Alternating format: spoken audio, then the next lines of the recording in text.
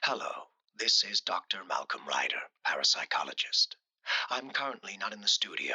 Please leave a message and I'll get back to you as soon as I can. Uh, this is Mike from Kansas. I like to go for night drives alone. It helps me clear my head, you know? I don't know. You live in the city, right?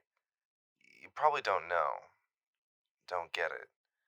But that's how I relax, just me. My truck on a backcountry road. Sometimes in silence, sometimes with the radio blasting. I think that's how I found your show, driving out alone one night. Good thing I did, I guess. Otherwise, I wouldn't know who to call about this. I haven't gone out on a night drive in almost 2 weeks. I saw something then that, well, I'm hoping you can help me make sense of what happened. So I was out driving. My girlfriend and I had been arguing about something stupid, no doubt. It was probably just after 9 p.m. or so. Not too late. I just had to get out of the house. Like I said, going out alone helps me clear my head. It was raining. I didn't have any music on. Just wanted to hear each water drop as it hit the roof of my truck or the ground. I had my lights on, so I saw her way before I got close. She's the reason why I'm calling. There's this little girl in the middle of the road, her back to me, her back to my truck, facing away from the light. I slowed as I approached her, pulled off to the side, didn't hesitate to get out. Maybe I should have just rolled down the window and yelled out to her, but I saw this girl, figured she was lost, scared, so I parked, got out. She had long, black hair. She wore a dress that was clinging to her body from the rain. Had to be no more than 8 years old. As I got out of my truck, I called out to her, asked if she was lost, she was okay, if she needed help finding her parents. She didn't respond, didn't turn around, so I kept walking up to her.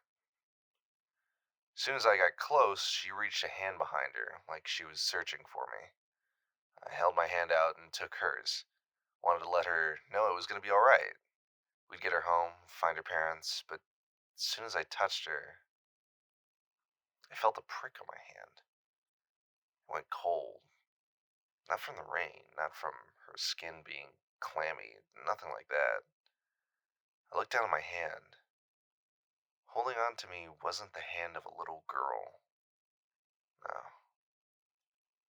It was several leeches or eels. I don't know what they were, all mangled together.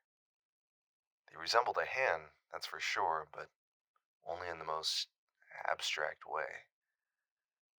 They clamped onto me, sucking my blood. I pulled back. The girl turned, and I swear to you, for a moment, I saw the face of a young girl. Saw a young, scared girl in a dress with black hair staring back at me. But those things were still taking blood from my hand. And I looked again, and it wasn't a girl at all. Just hundreds, thousands of these leech things interwoven together in a way to look like a girl. But now they had me. At least a few of them did. The rest didn't seem to care as much about keeping up their pretense of looking like a lost little girl anymore. They all fell apart and slithered toward me. I jumped back, ran to my truck, tried to yank the ones latched onto my hand off. They didn't want to let go. I got back in my truck with several of those things still in my hand. I shut the door, turned the ignition, and drove. Probably drove over some of the leech things. I keep a lighter in my truck.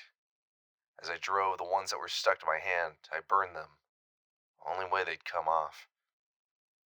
I got away, obviously, but I think they took a quart or two of my blood, the ones that grabbed me, that I burned off. If the rest had latched on, I would have been dead in minutes. Seconds, probably.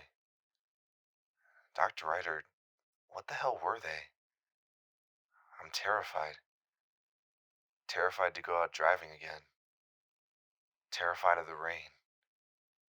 Terrified that because some of them got a taste of my blood, that somehow the others will want the rest of it. Will know how to find me. Find my blood. Is that crazy? Please, call me back. Tell me I'm crazy.